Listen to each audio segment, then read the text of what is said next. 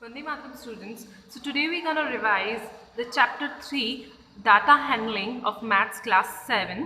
So what do you mean by data? Okay, data क्या होता है?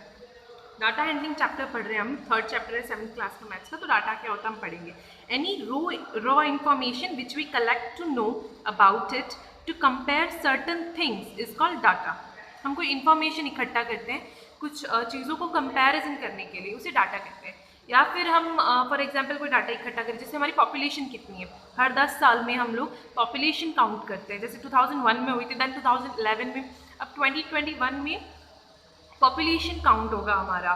So this is what the data is. Different informations को collect करना, एक source पर लाना, this is what the data mean. Okay, this information is in the form of facts and figure and is collected for some specific purpose. Okay, so population का example अगर हमने लिया था, तो पॉपुलेशन हम लोग किस लिए, ताकि हमें पता चले कि हमारी पॉपुलेशन क्या है, उस हिसाब से हम लोग हमारी आगे की तैयारियां कर सके। फॉर एग्जांपल कितने व्हीकल्स लगेंगे, उन व्हीकल्स के लिए कितना पेट्रोल लगेगा। ओके, सो या फिर कितना खाना लगने वाला है इतने लोगों को। ये ऐसी कुछ इंफॉर्मेशंस होती हैं, जैसे पॉपुलेशन कितनी, उसी बेस पे हमारी गवर्नमेंट जॉब्स निकालती है। सो इस टाइप के कुछ ये स्पेसिफिक पर्पस होता है पॉपुलेशन पता करने का।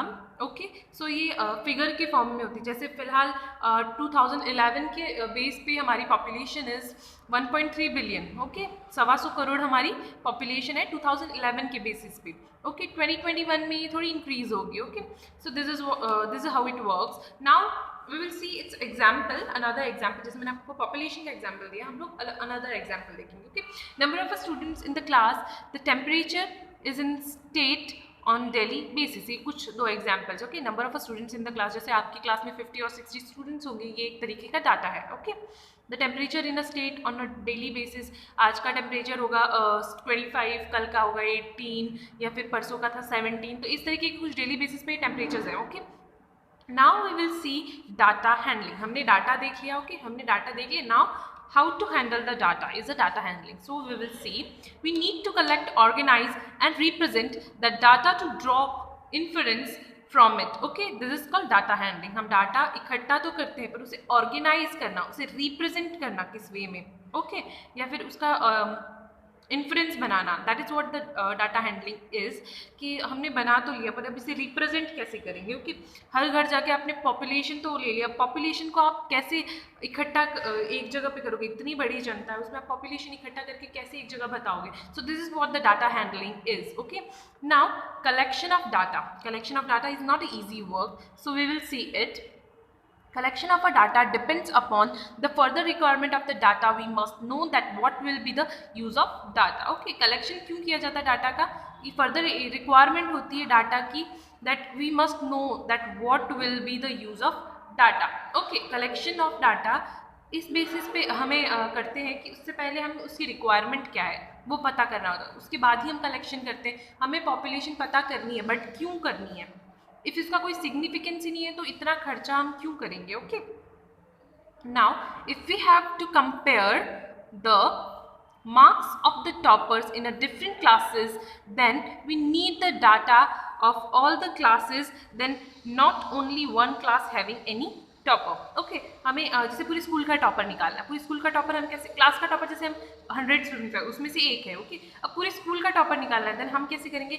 और हमारी क्लास में फॉर एग्जांपल 26 क्लासेस है। ओके, ABCD डिविजन्स करके उन 26 में हर एक में से हम टॉपर निकालेंगे। अब उन टॉपर्स में से सबसे ज़्यादा मार्क्स किसमें, वो टॉपर ऑफ टॉपर होगा, मतलब वो स्कूल का टॉपर होगा। Right, so this is how it works. Now we will see the next one topic which is as organization of data. Data collect कर लिया, डाटा क्यों कलेक्ट किया है वो हो गया। अब डाटा को ऑर्गेनाइज कैसे करेंगे हम देखेंगे। Now before using any data, first we need to organize it in a simple systematic manner, so that it could be understood easily, generally in tabular form। अगर वो इस तरीके से टेबल फॉर्म में होगा, tabular फॉर्म में होगा, तो हम इजीली ऑर्गेनाइजेशन ऑफ डाटा कर सकते हैं, उसे इजीली समझ सकते हैं। ठीक है, जैसे इस नाम से अगर हम बोलें कि समझो संजय का 1 मार्क आया है, दिलीप ने 4 मार्क्स लाए हैं, पर दिलीप ने नहीं, सिर्फ साक्षी के भी 4 मार्क्स आए पेपर में। सो ये इस तरीके से अगर हम बोलेंगे तो हमें लर्न नहीं रहेगा, या फिर एक टीचर को जैसे ज़्यादा स्टूडेंट्स के मार्क्स या फिर कितने स्टूडेंट्स को कितने मार्क्स आए याद रखना हो तो ये मुश्किल हो जाता है। ओके, हर कोई अपने अपने मार्क्स याद रख सकता है, पर एक ही स्टूडेंट को बोल दिया जाए सबके नंबर याद रखने या कितना किसको मिले वो याद रखें तो ये थोड़ा टफ काम हो जाता है। तो हम कैसे करते, देखो मार्क्स जैसे 1 2 3 1 to 10 मार्क्स का पेपर था, ठीक है, 1 to 10 मार्क्स का पेपर था, उसमें से 1 मार्क एक स्टूडेंट को आया, 2 मार्क 4 स्टूडेंट को आए, 3 मार्क्स 2 स्टूडेंट को आए, 4 मार्क्स 5 स्टूडेंट को, एंड सो ऑन 10 मार्क्स यानी टॉपर 1 है। ओके, इस तरह टोटल 35 स्टूडेंट्स है। ओके, 35 स्टूडेंट्स ने पेपर दिया और रिस्पेक्टिवली इनके ये मार्क्स है। ओके, सो इसे टेली फॉर्म में कैसे लिखते हैं? ओके, टेली फॉर्म में कैसे लिखते हैं? 1 है तो इसे ऐसे लिखेंगे, 4 है तो इस तरह 4 लिखेंगे, 2 इस तरह, 5 लिखना हो तो 1 2 3 4 एंड 5। ओके, हम इसे फर्दर एग्जाम्पल में ये अगला वाला करते हैं। Okay, so how does it work? 2 3 4 5 6 and 7, 1 2 3 4 1 2 3 4 1 2 3 4 5 and 6। ये जो 5th लाइन हो, 5th लाइन होगी उसे हम ऐसे क्रॉस करके गिनेंगे। Okay, it's 1 and it's 1. Okay, this is how it works in a tally form. ये tally marks है, हमारे tally marks है। Okay, now in the tabular form we can find out that how many students get how much marks। हमें इस tabular form से क्या पता चला कि कितने स्टूडेंट्स को कितने मार्क्स मिले। जैसे 10 मार्क्स एक ही स्टूडेंट को मिले, पर 6 स्टूडेंट्स को 8 मार्क्स मिले। ओके, 7 स्टूडेंट को 4 मार्क्स मिले, उसमें 4 स्टूडेंट्स को 7 मार्क्स मिले। Okay, on that basis. ठीक है, सो इस तरीके से हम एग्जाम्पल्स दे के पता कर सकते हैं कि कितने स्टूडेंट्स को, इसे टेबुलर फॉर्म में होगा तो हम बता सकते हैं कि कितने स्टूडेंट्स को कितने मार्क्स मिले हैं। Now representative value, what does the mean representative value is? So there must be a particular value which represents the complete data. This is the average of data. Okay, representative value क्या होती है? average of a data. average of a data is a representative values. तो representative values के कुछ various forms है, जिसमें से first है arithmetic mean। तो mean क्या होता है? mean उसका मिडल वैल्यू होता है। ओके, सो हम लोग पता करेंगे, इसे रिप्रेजेंट करते हैं एक्स के ऊपर इस तरह अपर स्कोर से, इट्स कॉल्ड बार, या फिर इसे ऐसे लिखा जाता है x bar. Fine, it's x के ऊपर अंडरस्कोर या फिर एक्स बार फॉर्म में लिखा जाता है। इसे एक्स बार ही पढ़ते हैं, इसे क्या पढ़ते हैं? X bar. इस अपर स्कोर को हम लोग बार पढ़ते हैं, एक्स बार।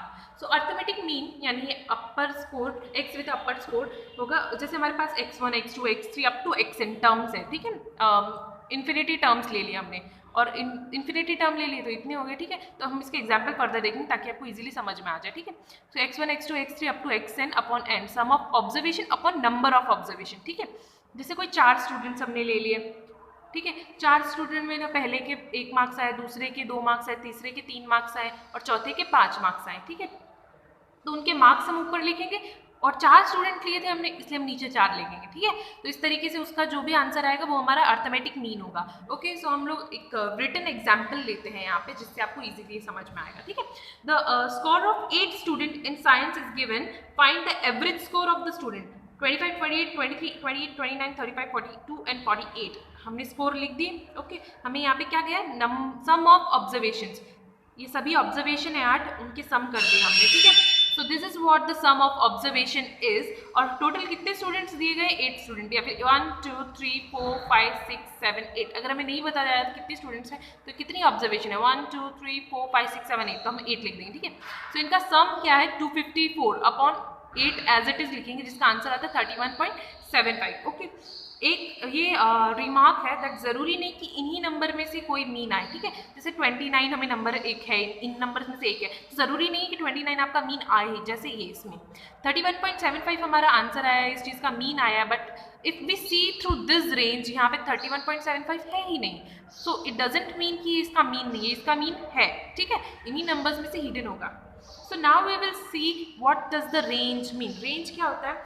एक सबसे बड़ा नंबर और सबसे छोटे नंबर के बीच की जो होती है उसे हम रेंज बोलते हैं। फॉर एग्जांपल हम बोलते हैं ना कि मुझे इतने रेंज में मार्क्स चाहिए, जैसे कि मुझे 90 to 100 के बीच में मार्क्स लाने। सो this is what the range is. 10 marks की वो रेंज है आपकी। आप ज़्यादा से ज़्यादा 10 मार्क्स का ऊपर नीचे बेयर कर सकते हो। ओके, सो 90 to 10 वो क्या होगा, मतलब हाईएस्ट टू लोएस्ट आपकी एक्सपेक्टेशन को हम माइनस करेंगे ना, 10 मार्क्स आपके बचेंगे, तो वो 10 मार्क्स आपकी रेंज होगी। Okay, so arithmetic mean lies between the smallest and the biggest number. ये जो है अर्थमेटिक मीन, ये बिगेस्ट टू स्मॉलेस्ट नंबर के बीच लाई करती है। This is what the range is. So इसमें अगर हम देखें तो स्मॉलेस्ट नंबर हमारा क्या है, इट्स 23, और बिगेस्ट नंबर आपको कौन सा दिख रहा है, 48। ओके, तो 31.75, 31.75, 23 एंड 48 के बीच में कहीं पे लाई कर रहा है। Okay, fine.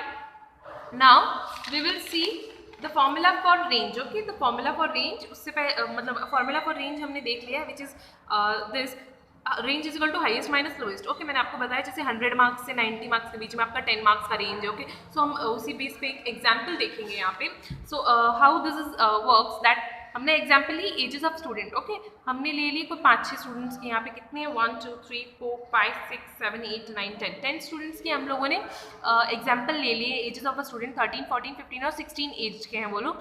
तो रेंज हमारी इसमें से हाईएस्ट एज क्या है 16 और लोएस्ट एज क्या है 13। 16 माइनस 13, रेंज आ गई 3। ओके, सो आपकी रेंज क्या है इसके, 3, मतलब 3 रेंज के स्टूडेंट्स आपको मिलेंगे, 13 14 15 और 16 रेंज के। Now what does the mean mode. Okay, so for a different types of a requirement different central tendencies are used. Okay, so इसे हम विथ एग्जाम्पल से समझेंगे, आपको विथ डेफिनेशन ये समझना मुश्किल हो जाएगा। सो विथ एग्जाम्पल अगर हम इसे समझते हैं तो mode tell us the number of the observation which occurs more frequently. Hope so ये लाइन आपको समझ में आई हो। एक ऐसा ऑब्जर्वेशन जो बार बार ज़्यादा फ्रिक्वेंटली आता है उसे कहते हैं मॉड।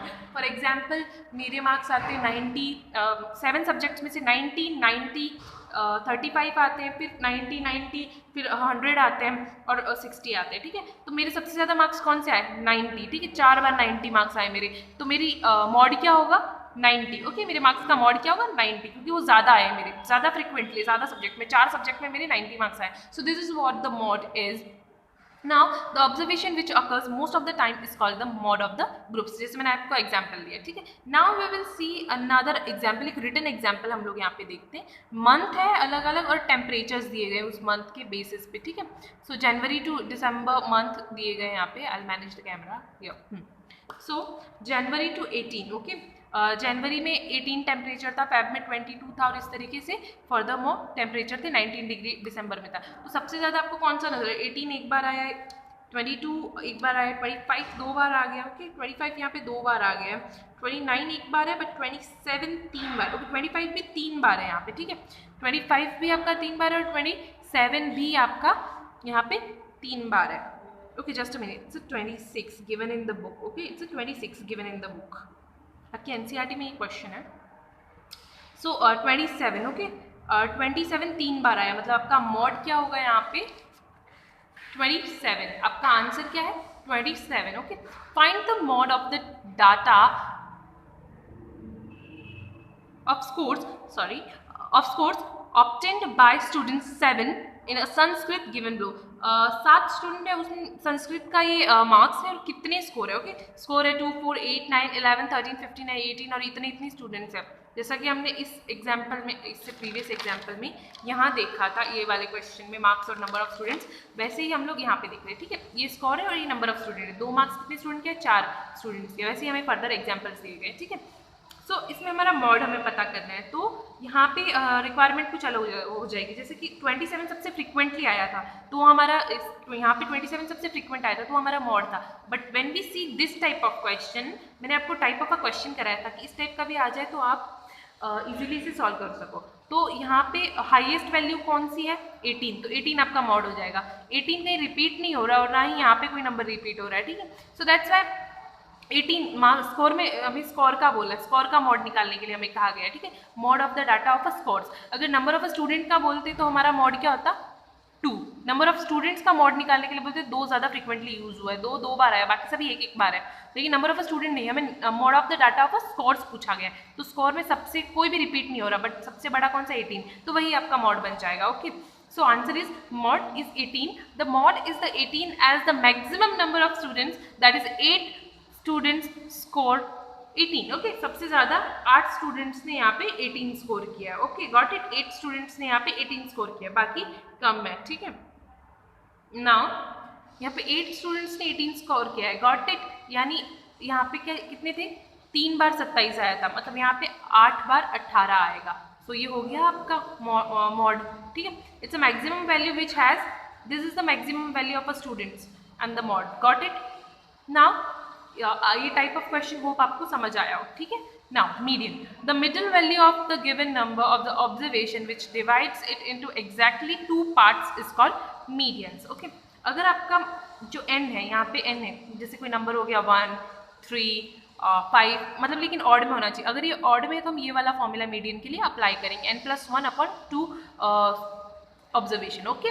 तो ये आपको लर्न करना है, ये फॉर्मूला आपको लर्न करना है। Now we will see the another formula, वो था ऑड नंबर के लिए, जहाँ पे n आपका 1, 3, 5 एक्सेट्रा हो सकता है। अब हम देखेंगे if the number of observation is even, मतलब 0 हो गया, 2 हो गया, या फिर 4, या फिर any other even number, okay. So median का आंसर क्या होगा, मीडियन का फॉर्मूला क्या होगा, 1/2 of whole bracket n/2 observation into n/2 + 1 observation, okay. ये फॉर्मूलाज है दोनों, इवन के लिए ये अप्लाई करना है और ऑड के लिए वो अप्लाई करना है, okay.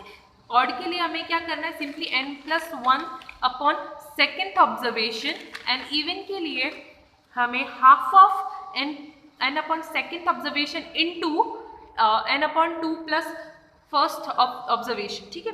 Now we will see the next question which is at 1, 3, 3, 6, 7, 8, 9। तो इसमें मीडियन क्या है, मीडियन यहाँ से एक नंबर कट किया, यहाँ से कट किया, कट कट कट, बीच में बचा 6, तो 6 आपका मीडियन है, ठीक है। Now we will see another example of same type. 1 and 9 cancel कर दिया, 2 और 8 कैंसिल कर दिया, 3 और 7 कैंसिल कर दिया, 1 and 9 कैंसिल, 8 और 2 cancel, 7 and 3 cancel, 6 and 4 cancel, okay. So what happen, 4 और 5 हमारे मीन आ रहे हैं, ठीक है। 4 और 0 से स्टार्ट होगी, sorry for this mistake, 0 to 9, okay. 0 to 9 है।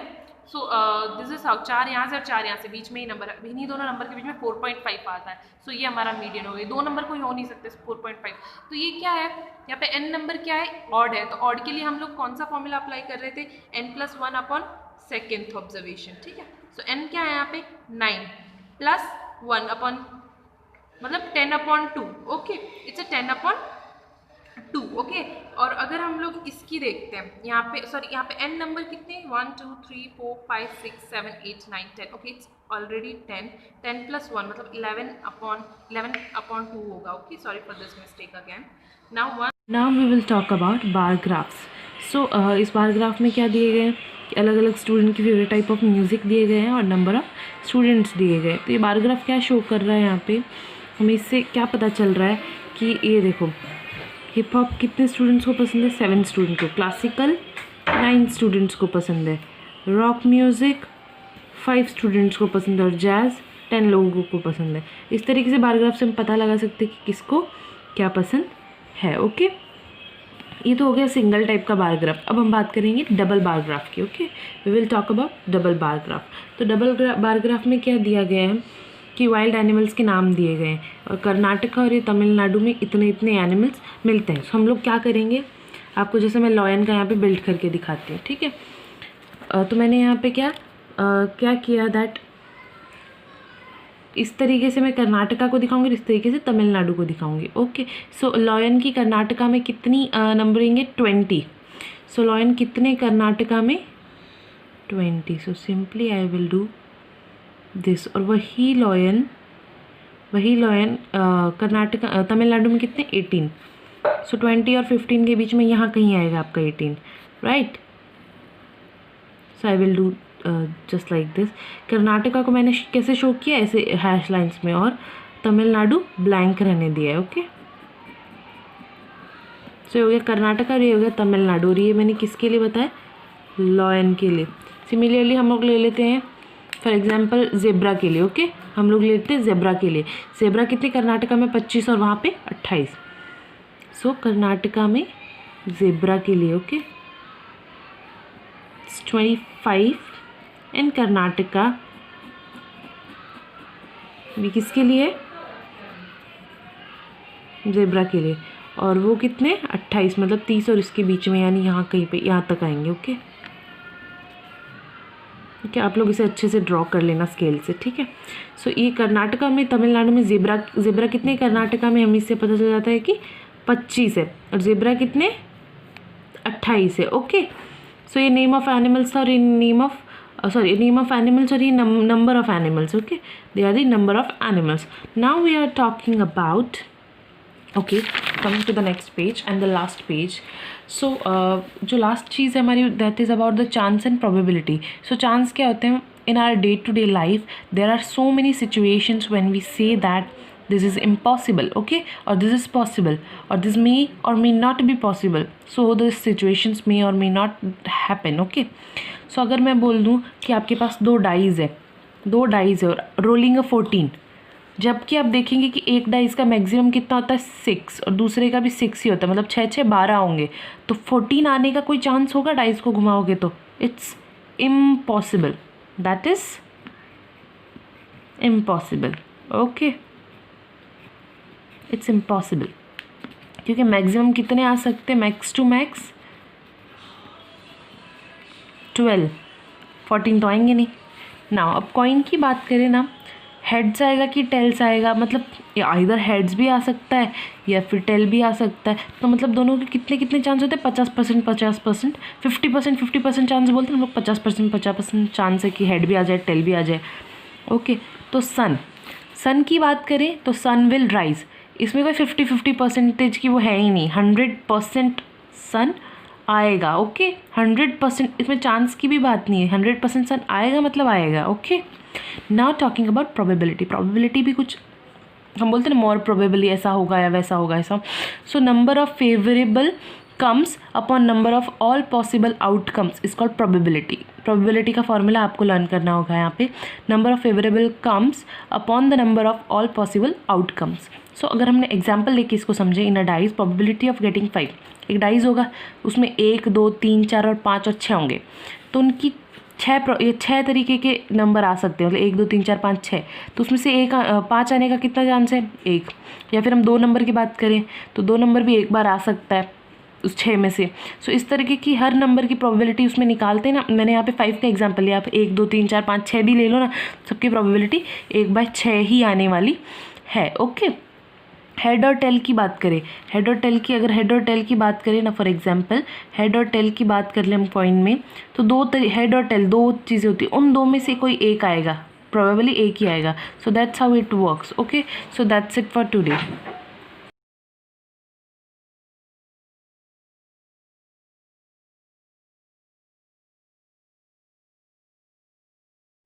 Now we will go through the exercise of data handling. Okay, data handling chapter जो हमने पढ़ा अभी पार्ट 1 में, उसके हम लोग अभी एक्सरसाइज एंड NCERT के जो क्वेश्चंस होते हैं वो पढ़ेंगे. Okay, so our introduction is as in a previous classes you have dealt with various types of data. ठीक है, you have learned to collect data, tabulate and put it in the form of a bar graphs. हमने ये सभी पढ़ा है अभी. सो हम लोग टेबल 3.1 देखते हैं. इसमें टेबल 3.1 में हमें वेरियस सिटीज़ के टेम्परेचर्स दे रखे, मैक्सिमम और मिनिमम टेम्परेचर्स दे रखे हैं. ओके, सो ये एक डाटा, एक तरीके का डाटा है कि अहमदाबाद का मैक्सिमम टेम्परेचर 2006 में या फिर 26 और 2006 को 38 डिग्री सेल्सियस था, मिनिमम 29 डिग्री सेल्सियस था उस दिन. जैसे फुटबॉल वर्ल्ड कप 2006 की यहाँ पे बात की गई है, तो ये अलग अलग देश ने कितने कप्स जीते हैं. Okay, so now talking about that data showing weekly absence in a class. Okay, कितने स्टूडेंट्स प्रेजेंट थे या कितने एब्सेंट थे, ये इस तरीके के जो डायग्राम बनाए गए वो स्टूडेंट्स को रिप्रेजेंट कर रहे हैं. Okay, so mark of 5 students in a Hindi test of 10 marks are 4 5 8 6 7. तो ये सभी क्या एक तरीके के data. In the end we have to say that ये सभी एक तरीके के डाटा है. Now collection of data, collecting data के बारे में हम लोगों ने पढ़ा था. तो हम डाटा क्यों कलेक्ट करें, तो उसकी ज़रूरत क्या थी? That performance of your class in mathematics, performance of India in football और in cricket, female literacy rate in a given area. So ये तरीके के एग्जाम्पल हैं. Then organisation of a data collect भी कर लिया, अब उसको ऑर्गेनाइज करना ज़रूरी हो जाता है. ठीक है, पहले तो हमें डाटा क्यों कलेक्ट करना है, फिर उसे कलेक्ट करना है, फिर उसे ऑर्गेनाइज करना है और फिर उसका यूज़ करना है. इस तरीके से हम डाटा हैंडलिंग करते हैं. ओके, ये सब मैंने पढ़ा दिया आपको. सो ये कुछ एग्जाम्पल्स दिए हुए हैं यहाँ पे। सो हम लोग क्या करेंगे, डायरेक्टली अर्थमेटिक मीन भी निकालना मैंने आप लोगों को सिखा दिया। वापस मैं एक बार बता देती हूँ दैट टोटल अपॉन वो जितने हैं, x1 प्लस x2 दो आपने लिए हैं तो आप डिवाइड बाय 2 करोगे, x1 plus x2 plus x3 किया है तो आप डिवाइड बाय 3 करोगे। यानी मीन का फॉर्मूला क्या है, sum of all observation upon number of observation. Okay, x1 x2 plus x3 plus x4 upon 4। Okay, जो आपका लास्ट nth नंबर होगा उससे आप डिवाइड कर दोगे। ठीक है, तो एग्जाम्पल नंबर 1 हम देखते हैं। Ashish studied for 4 hour 5 hour and 3 hour respectively on 3 consecutive days. पहले दिन 4 घंटे, दूसरे दिन 5 घंटे और तीसरे दिन 3 घंटे आशीष पढ़ा है। How many hours does he study daily on an average. Average निकालना है हमें, क्या करना है, मीन निकालना है। तो हम लोग क्या करेंगे, हम यहाँ पे दिया हुआ देखो, हमने क्या किया था, जितने भी upon total 4 plus 5 plus 3, total कितने दिनों की बात हो रही है, 3 दिनों की। सो 4 प्लस 5 प्लस 3 अपॉन 3 हम करेंगे। सो हमारा क्या होगा, 4 plus 5 is 9, 9 plus 3 is 12, 12 upon 3 answer आएगा 4। मतलब 4 आवर्स पर डे के एवरेज पे वो पढ़ा है। Now talking about example number 2, a batsman scored the following number of a run in a 6 innings। So calculate the mean run scored by him in an inning. ठीक है, average निकालना है। तो टोटल 6 इनिंग्स होती है। ठीक है, 6 innings दिए, 6 इनिंग्स के ऑब्जर्वेशन हमें दिए, तो हम इन सभी का टोटल करेंगे अपॉन 6 कर देंगे। तो इन सभी का टोटल हमें करके दिखाया है यहाँ पे 282 अपॉन 6 कर देंगे। सो आंसर 47 दिया हुआ है। That's how it is solved. Okay, so that's very easy. Okay, now will talking about the range. Range की बात की थी हमने। ठीक है, सो रेंज में क्या, हाईएस्ट माइनस लोएस्ट, वो हमारी रेंज होगी। ठीक है, ये जो एग्जांपल नंबर 3 दिख रहा है इसमें आपको हाईएस्ट नंबर कौन सा दिख रहा है। ओके, लोएस्ट की बात करते हैं। लोएस्ट इज़ 23 और हाईएस्ट है 54। ओके, सो हाईएस्ट माइनस लोएस्ट के बेस पे 24 माइनस 54 माइनस 23 अगर आप करोगे तो आपको आपकी रेंज मिल जाएगी। देखो यहाँ पे दिख किया हुआ है सेकंड 2 में। ठीक है, range of ages of a teacher is 54 minus 23, 31 years की रेंज है। इसमें सबसे छोटा फर्स्ट वाले में बोला सबसे छोटा कौन है, 23 ईयर वाला। ओल्डेस्ट टीचर कौन है, 54 ईयर्स वाला। अब मीन निकालने को बोले तो उन सभी के टोटल अपॉन कितने टीचर दिए हुए, 10 टीचर दिए हुए, तो अपॉन 10 कर देंगे। यानी 35 ईयर्स की टीचर की रेंज है, सॉरी मीन है। Now talking about example exercise 3.1 का example number question number 1, that is find the range of a heights of any 10 students of your class। Okay, so आप अपनी क्लास के अलग अलग स्टूडेंट की 10 स्टूडेंट की, 156 सेंटीमीटर हो गया, 140 सेंटीमीटर हो गया, ये आपके स्टूडेंट की हाइट आप लोग ले लें और डिवाइड बाय 10 कर देंगे तो आपको मीन मिल जाएगा। रेंज चाहिए तो सबसे छोटे और सबसे लंबे कि आप निकाल सकते हो। ठीक है, then organize the following marks in a class assets in a tabular form. ठीक है, तो इनमें ये आपको नोटिस करना है, सभी मैंने आपको सिखा दिया, so no need to do this. Okay, so next one is question number 7 देखते हैं हम लोग direct. The enrolment in a school during 6 consecutive years was as follow। ये एनरोलमेंट्स दी हुई है। Find the mean enrolment of the school for this period. Mean का formula क्या है, टोटल अपॉन 1 2 3 4 5 6, ये 6 नंबर्स है। सो इन सभी का टोटल अपॉन 6 आपको करना है। Okay, that's how it is very easy. Now talking about question number 9, the Heights of 10 girls. देखो क्वेश्चन नंबर 1 की हाइट्स अगर आप लोगों को नहीं पता है आपके स्टूडेंट्स की, आप ये एज एन एग्जाम्पल ले सकते हो उसमें भी। ठीक है, so 10 girls were measured in centimetres and the results are as follows. Okay, what is the height of the tallest girl. इसमें से सबसे बड़ा नंबर कौन सा नज़र आ रहा है आपको, मुझे आ रहा है 151। सो टॉलेस्ट गर्ल की हाइट क्या होगी, 151 सेंटीमीटर। उसका पार्ट 2 क्या, what is the height of the shortest girl. Shortest number आपको कौन सा नज़र आ रहा है, मुझे नज़र आ रहा है 128। सो 128 शॉर्टेस्ट गर्ल है। ठीक है, what is the range of a data. Tallest girl पता चल गई 151, शॉर्टेस्ट गर्ल इज़ 128। तो क्या करना है, रेंज का फॉर्मूला क्या है, highest minus lowest, which is 151 minus 128। Got it. Now what is the mean height of the girl. अब मीन क्या करना है, कितनी लड़कियाँ, देखो वी विल डू दिस। यहाँ पे कितनी गर्ल्स है, सॉरी डाटा छुप गया, हाँ।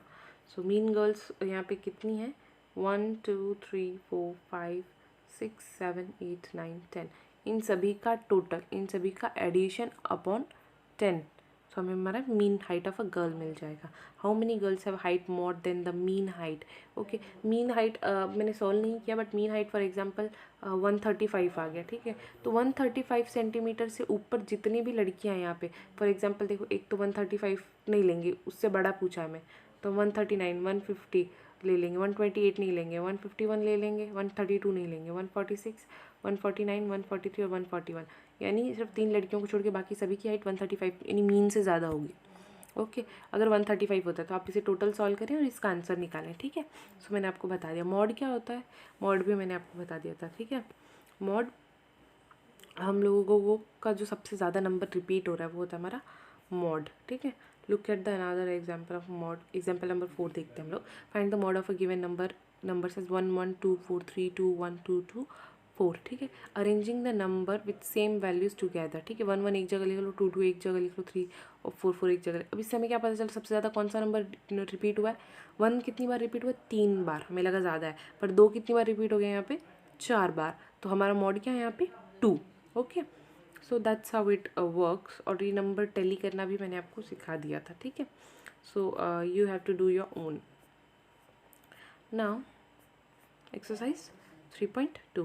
The scores in mathematics test out of 25 of 15 students is as follows and find the mod median of this data. Median आप पता है कैसे निकालते हैं, मीडियन आपको पता है कैसे निकालते हैं, ठीक है। जो मिडल नंबर होता है वो होता है मीडियन। तो हम लोग क्या करेंगे, यहाँ पे मैं आपको करके दिखाती हूँ ये वाला क्वेश्चन।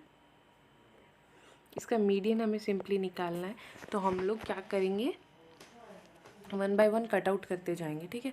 लेकिन मॉड हमें निकालना फर्स्ट ऑफ ऑल। तो मॉड 19 के कितने दिख रहे हैं यहाँ पे, एक ही दिख रहा है, ठीक है। जो सबसे ज़्यादा रिपीट हुआ आपके हिसाब से कौन सा नंबर सबसे ज़्यादा रिपीट हुआ है। देन 25 कितनी बार है यहाँ पे, 2 बार है। 25 2 टाइम्स है, ओके। 23 कितनी बार है, एक ही बार है। 20 कितनी बार है, 3 बार है। 20 कितनी बार है, 3 बार है। 9 1 टाइम, 15 1 टाइम, 10 1 टाइम, 5 16 24 और 12, ठीक है। सो हमारा मॉड क्या हो जाएगा 20, which is 3 times, okay, 3 times repeated. So that's how it works. Then the next question, the runs scored in a cricket match by 11 players is as, find the mod and a median of this data, ठीक है। So similarly अपर question की तरह ही है ये, mean भी निकालना है इसमें, तो मीन भी अर्थमेटिक मीन आपको निकालना आता है, ठीक है। So find the mod and median of this data. Again वही क्वेश्चन, ये एक्सरसाइज पूरी मॉडर्न मीन एंड मीडियंस पे डिपेंडेंट, जो मैंने अच्छे से आपको समझा दिया है। आपको अगर नहीं समझ में आया तो आप वापस वो वाला पार्ट देखें, इससे पहले का जो पार्ट है जो मैं रिटन एग्जाम्पल्स में दे रही थी, आप वापस देखें, आपको अच्छे से पूरा समझ आ जाएगा, ओके। और ये बार ग्राफ्स है, ये डबल बार ग्राफ्स जैसे हमने वाइल्ड एनिमल्स के एग्जाम्पल्स में लिया था, ठीक है। Now exercise, where is the exercises, so या our last exercise is here. Tell whether the following in a certain to happen impossible, can happen but not certain, okay. Bar graph वाले जो examples है वो सारे totally आपको graph पे बनाने हैं, सो वो आप आपसे खुद से करेंगे। मैंने आपको वो एग्जाम्पल, उसके 2 एग्जाम्पल्स मैंने आपको एक सिंगल का और एक डबल का आपको बता दिया है, ठीक है। आपको ना समझ में आए तो उसमें जो फर्दर एग्जाम्पल थे आपको सॉल्व करने, इसमें NCERT में जो फर्दर एग्जाम्पल आप सॉल्व करें ताकि आपको ये अच्छे से समझ आ जाए, okay. Now 3.4, tell whether the following certain to happen, impossible can happen but not certain, okay. मैं वापस रिपीट करूँगी दैट हमने कॉइन की बात की थी, हेड और टेल 50-50% आने के चांस थे, ठीक है। और डाइस, 2 डाइस की बात की थी, उसमें मैंने बोला 14, तो 14 आना तो इम्पॉसिबल क्योंकि मैक्सिमम 6 और 6 होते हैं, 2 डाइस हमारे पास है तो वो 12 ही होंगे, ठीक है। देन सन की बात है तो वो तो श्योरली हैपन होगा, ठीक है ना। तो उसमें फर्स्ट जो क्या है, you are older today than yesterday, which is sure. Sun जिस तरीके से रोज़ आएगा वैसे हम लोग कल जितनी उम्र के थे ना उससे बड़ी हो गई हूँ मैं आज, है ना। मैं एक दिन छोटी थी कल, आज मैं एक दिन बड़ी हो गई हूँ, ठीक है। सो दैट्स वाई आज मैं 1 साल मतलब सॉरी 1 दिन ओल्डर हूँ देन येस्टरडे, ठीक है। सो ये तो है ही, ये जैसे सन तो उगेगा ही वैसे ये तो है ही, ठीक है। ये इम्पॉसिबल नहीं, this will happen, surely happen, okay. A tossed coin will land heads up. अच्छा, हमने कॉइन टॉस किया, ये एग्जांपल हमने देखा है, कॉइन टॉस किया, हेड आया, तो इसके कितनी चांसेस है, 50% चांस है, ठीक है। तो ये पॉसिबल है। Now a die when tossed shall land up with 8 on top. अच्छा, एक डाइस की बात की, यहाँ पे 2 डाइस की बात नहीं की है, यहाँ पे 1 डाई की बात की है। तो अगर हम टॉस करते हैं तो 8 आएगा, तो मैक्सिमम नंबर कितना होता, 6 ही होता है, तो 8 आएगा, मतलब ये तो इम्पॉसिबल हो गया, 8 तो होता ही नहीं उसमें, ठीक है। The next traffic light seen will be green, okay. So this will be 50-50 chances, okay. अगर आप रेड लाइट पे खड़े हो तो ग्रीन आपको दिखेगा 50% चांस है, येलो दिखेगा 50% चांस है।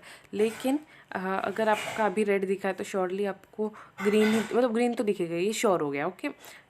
नेक्स्ट ट्रैफिक लाइट जो होगी सीन विल बी ग्रीन और नॉट। आप एक सिग्नल से निकले हो, ओके मैं वापस बताती हूँ, एक सिग्नल से निकले हो देन अगले सिग्नल पे जा रहे हो तो ज़रूरी थोड़ी वो ग्रीन होगी, लाल होगी या फिर येलो होगी। तो 3 चांसेस होते हैं, तो क्या 1/3 इसका चांस है, मतलब 0.33 यानी 33% चांस आएगा। ठीक है, 1/3 मतलब 1/3 को हम 100 से मल्टीप्लाई करते हैं चांसेस निकालने के लिए, तो इट्स विल बी 33% चांसेस, क्योंकि 3 तरह की लाइट होती है, yellow, green and red type of lights are seen at the signals.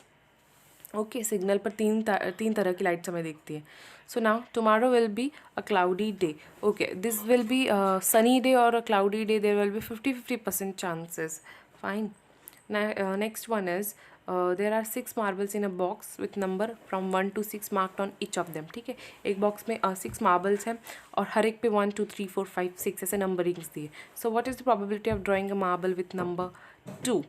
There is a 1/6 chances. जैसे हमने डाइस के लिए निकाल के दिखाया था कि प्रोबेबिलिटी ऑफ गेटिंग 5, मैंने आपको एग्जांपल कराया था। सो 1/6 था उसका आंसर। सो इसका एग्जांपल 2 नंबर आने के कितने चांस है? 1/6, 6 में से कोई एक बार आ सकता है। ठीक है, what is the probability of drawing a marble with a number 5? Exactly वो भी 1/6 होगा। Then third one and the last one is a coin is flip to decide which team starts the game, what is the probability that your team will start? 50 chances. Head हमने choose किया तो 50% chance, tell हमने choose किया तो 50% chance. Okay, so what have we discussed? Okay, so that's how chapter is ended. तो हम लोगों ने इस चैप्टर में क्या क्या पढ़ा? Collection, reading, presentation, data helps us organize our experience and draw inference from them. So data handling पढ़ा हमने, उसका कलेक्शन, ऑर्गेनाइजेशन पढ़ा। Then we have studied that before collecting data we need to know what we would used it for। ठीक है, data आप collect तो कर रहे हो पर क्यों कर रहे हो ये हमें पता होना चाहिए। देन हम कलेक्ट करते हैं उसे, कलेक्ट कर लिया फिर ऑर्गेनाइज करो, ऑर्गेनाइज कर लिया फिर अब इसे यूज़ करना है। जिस काम के लिए हमने इसे चालू किया था उसे हमें यूज़ करना है। फिर हमने मीन, अर्थमेटिक मीन निकालना सीखा। Then mod, then median. Median क्या था? मॉड और मीडियन, मीन, मॉड और मीडियन। ठीक है, मीन रिपीट करूँगी, mean is one of the representative value of data. तो इससे हमें 2 नंबर्स के एग्जैक्ट बीच का नंबर मिलता है। ठीक है, तो होता है मीन। ठीक है, what is the another form of mode? Is another form of central tendency और representative value. The mode of a set of observation of the observation that occur most often. Most often मतलब जैसे 1 1 2 2 2 2 2 4, तो इसमें सबसे ज़्यादा repeat मैंने क्या किया? 2, तो हमारा मॉड क्या हो गया? 2। ठीक है, सिंपल एकदम। Now median is also a form of representative value. It refers to the value which lies in the middle of the data with the half of the observation above it and other half below it। ठीक है, मैंने किया 1 2 3 4 5, इस तरीके से मैंने 1 2 3 और 5 ले लिए। मैं यहाँ पे लिखूँगी नंबर ताकि आपको अच्छे से समझ में आए। 1 2 3 4 5। ठीक है, यहाँ से एक नंबर कट, यहाँ से एक नंबर कट, यहाँ से एक कट, यहाँ से एक कट, बीच में बचा 3। 3 अब मेरा मीडियन हो गया। That's how it's very easy. Median मेरा 3 हो गया। एक और एग्जांपल अगर मैं आपको दूँ इसका, तो मैंने ले लिया 25 26 27 28। ओके, अब इसमें आप देखोगे 25 कट कर दिया, 28 कट कर दिया। इन दोनों में से मैं किसको कट करूँ? तो ये दोनों ही मेरे मीडियन हो जाएंगे। अब दोनों में इसका बीच का नंबर 26 और 27, लेकिन 26 और 27 का मीडियन आप कैसे निकालोगे?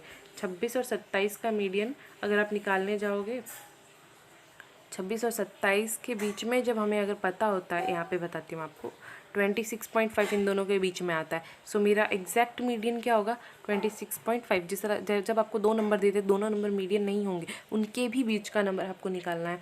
सो इस तरीके से मीडियन निकाला जाता है। अब बात करेंगे 8th पॉइंट की। Bar graph is representation of a number using bars of uniform width. ये हमने सॉल्व किया था। डबल बार ग्राफ भी हमने शो किया। डबल बार ग्राफ में हम क्या करते हैं? Help to compare 2 collections of data at a glance. जैसे लॉयन के कर्नाटक और तमिलनाडु में दोनों में क्या क्या नंबर थे। ठीक है, जेब्रा के क्या नंबर थे, राइनो के क्या नंबर थे, ये हमने देखा है प्रीवियस वीडियो में। ठीक है, there are situations in our life that are certain to happen. ठीक है, some are impossible and some that may or may not happen. जैसे हेड या टेल आएगा नहीं आएगा पता नहीं। ठीक है, लेकिन डाइज में 14 आना तो इम्पॉसिबल है। सन तो उगेगा ही, हर दिन आप एक दिन बड़े होगे, ये चीज़ें सर्टनली हैपन होंगी। ओके, इम्पॉसिबल क्या है? जैसे एक डाइज में 8 आना, 8 तो प्रेजेंट ही नहीं होता, सो आएगा ही नहीं। Okay, so the situation of that may or may not happen has a chance of happening, ठीक है। सो जो लास्ट वन है may or may not happen which mean chance, तो हेड आएगा नहीं आएगा, तो ये सब चांस ऑफ हैपनिंग होते हैं। हम उसे प्रोबेबिलिटी में भी पढ़ते हैं और हम उसे चांस में पढ़ते हैं। ओके, जो मे और मे नॉट हैपन वाली चीज़ होती है उसे हम प्रोबेबिलिटी और चांस में पढ़ते हैं। जो सर्टन चीज़ें होनी वो तो होनी, और इम्पॉसिबल चीज़ को हम लोग नहीं पढ़ते, वो नहीं होनी हमें देख के पता चल जाता है, ठीक है। सो हम लोग प्रोबेबिलिटी और चांस में क्या पढ़ते हैं, वो चीज़ें जिनके मे और मे नॉट हैपन के चांस होते हैं, ठीक है। So our chapter is ended here. We have revised the whole chapter named as the data handling. So that's it for today. Stay healthy, stay safe, and thank you.